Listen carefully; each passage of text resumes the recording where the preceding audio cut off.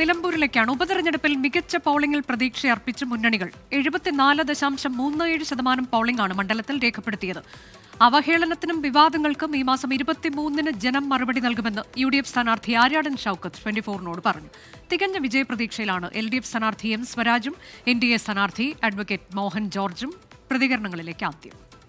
എല്ലാ പഞ്ചായത്തുകളും UDF lead ചെയ്യും. നിങ്ങളൊക്കെ പ്രതീക്ഷിക്കുന്നതിനേക്കാൾ അപ്പുറത്തുള്ള ഒരു ചരിത്ര ഭൂരിപക്ഷമുണ്ട്.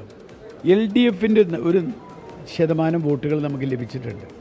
ഈ ഗവൺമെൻറ്റിനെതിരെയുള്ളൊരു വിധിയെഴുത്ത് മാത്രമല്ല, ഈ നിലമ്പൂരിൽ 2 ടേമായിട്ട് അവർ പരീക്ഷിച്ചത് പരാജയമായിരുന്നു എന്ന് അവർക്ക് തന്നെ ബോധ്യമായിട്ടുണ്ട്.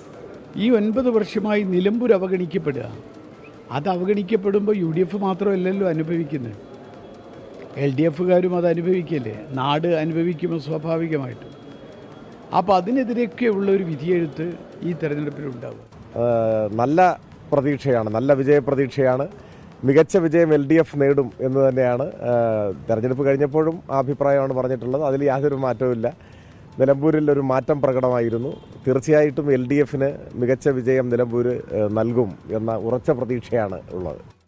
തീർച്ചയായും ഞങ്ങൾ ആത്മവിശ്വാസം തന്നെയാണ്. ഒരു നല്ല പ്രതീക്ഷയാണ് ഞങ്ങൾക്കുള്ളത്. പോസിറ്റീവായിട്ട് ജനങ്ങൾ ചിന്തിച്ചു എന്ന് ഞങ്ങൾ കരുതുകയാണ്. എല്ലാ മേഖലയിലും, അങ്ങനെ പ്രത്യേകിച്ച് എടുത്ത് പറയേണ്ട കാര്യമില്ല, എല്ലാ മേഖലയിലും ജനങ്ങൾ ഞങ്ങൾക്ക് അനുകൂലമായി ചിന്തിച്ചു എന്നാണ് ഞങ്ങൾ വിശ്വസിക്കുന്നത്. വിജയിക്കാൻ കഴിയുമെന്നാണ് ഞങ്ങൾ പ്രതീക്ഷിക്കുന്നത്. അതൊക്കെ പ്രതീക്ഷയല്ലേ. ഏതായാലും ഒരു വലിയ മുന്നേറ്റം ഭാരതീയ ജനതാ പാർട്ടി നിലമ്പൂരിൽ വന്നിട്ടുണ്ട്, നടത്തിയിട്ടുണ്ട്.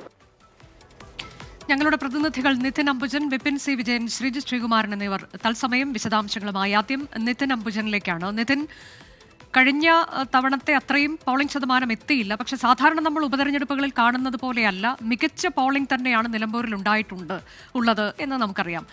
ആ തരത്തിലേക്ക് ഇപ്പോൾ UDF എങ്ങനെയാണ് ഈ പോളിംഗ് ശതമാനത്തെ ഉൾപ്പെടെ നോക്കിക്കാണുന്നത്? മണ്ഡലം തിരിച്ചുപിടിക്കാൻ കഴിയും എന്നൊരു ആത്മവിശ്വാസം അവർ പ്രകടിപ്പിക്കുന്നുണ്ട്. അത് ഏത് സാഹചര്യത്തിൽ നിന്ന് ഉരുത്തിരിഞ്ഞു വരുന്നതാണ്? മറ്റൊന്ന്, PV അൻവർ ഫാക്ടർ തങ്ങളെ ബാധിക്കില്ല എന്നുകൂടി അവർ പറയുമ്പോൾ അത് എന്തുകൊണ്ടാണ്?